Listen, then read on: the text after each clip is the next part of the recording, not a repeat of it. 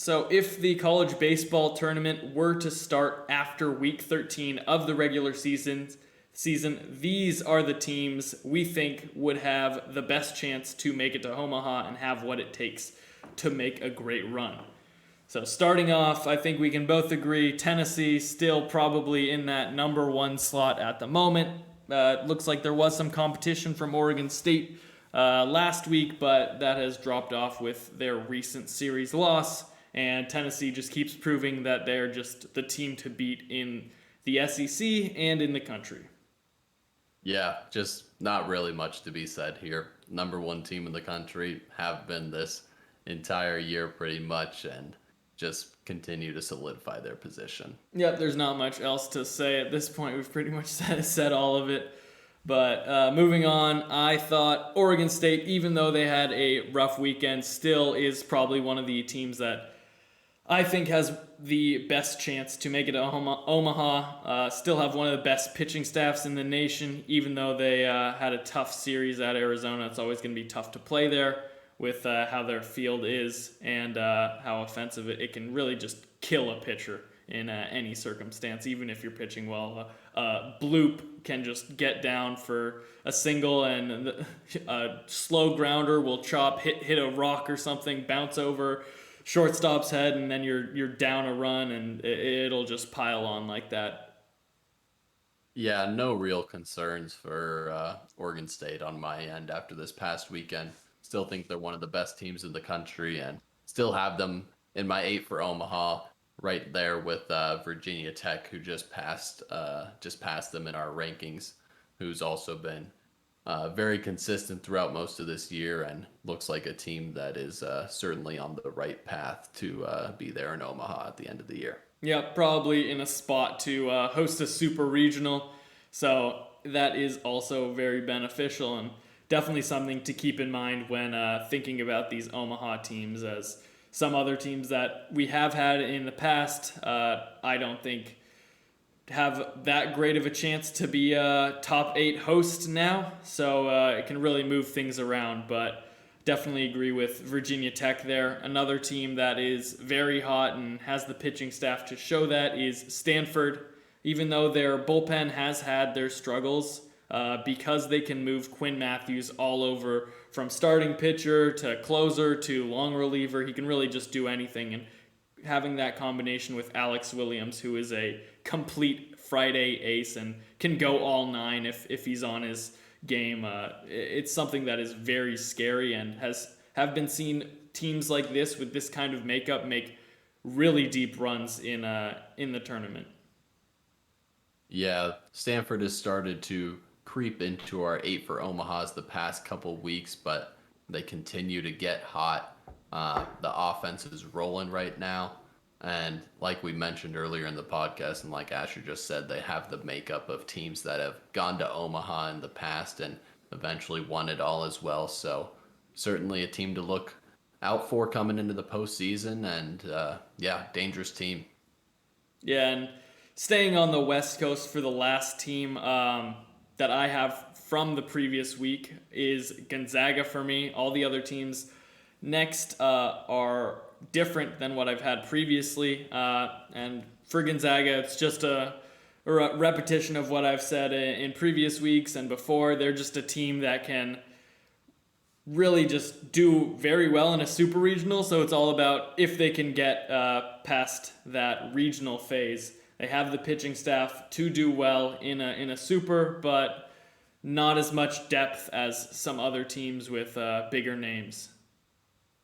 Yeah, I did not have Gonzaga in my 8 for Omaha previously. I had Texas A&M, and they remain in after another quality week. One of the hottest teams in the country right now, and they're starting to battle Arkansas for that top spot in the SEC West now. So impressive stuff from them as of late, and they stay in my 8 for Omaha this week as well. Yep, I agree with that. I brought them in this week, taking Arkansas's spot after a tough series loss to Vandy. So, and Arkansas's resume for an SEC team is not all that impressive now. But A&M is extremely hot, and if they can continue to go down that road, they could have a very long postseason. Yeah, you mentioned Arkansas dropping out. They also dropped out of my 8 for Omaha, and I replaced them with the team that took them down this past weekend with Vanderbilt. They're hot right now. We were waiting for those quality series wins from this team. They're finally getting them. They look like they're clicking.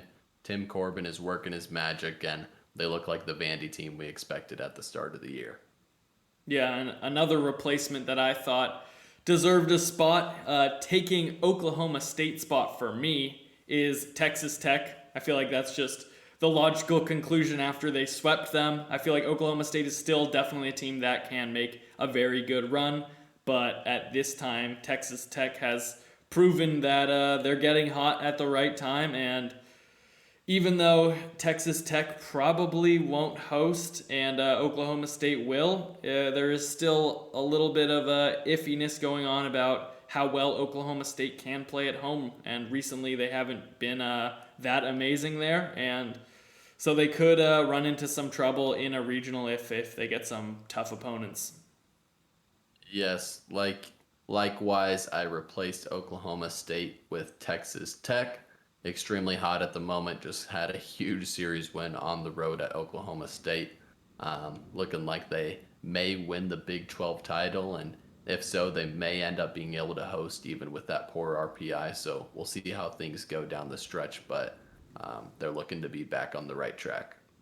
Yeah, and then the last fill-in spot that I had this week goes to Maryland, the best team in the Big Ten, and have proven week over week that they can consistently play well and just kind of put together a run that, even though maybe it's not as good of competition as other conferences, we don't really know how they match up until the tournament starts. Maryland, their pitching staff looks pretty good, and they can put up some big numbers. So Maryland seemed like the logical fill for me.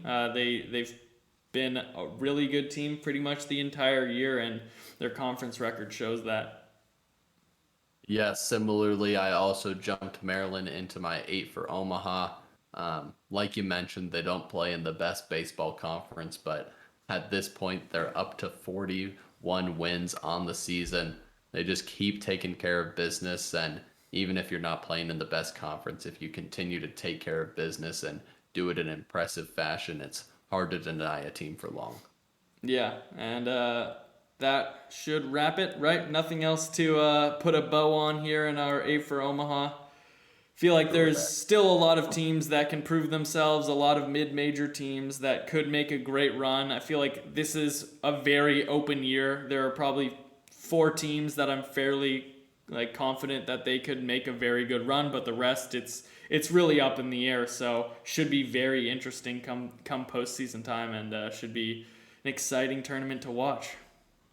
Absolutely, yeah. Really looking forward to this last weekend of regular season, followed by these conference tourneys, which should be an absolute blast. It should shake things out a little bit more just to see where things settle, and hopefully get some great matchups for the conference tournaments. Thank you for watching and listening. If you enjoyed, we would greatly appreciate a like and subscribe for more weekly college baseball content.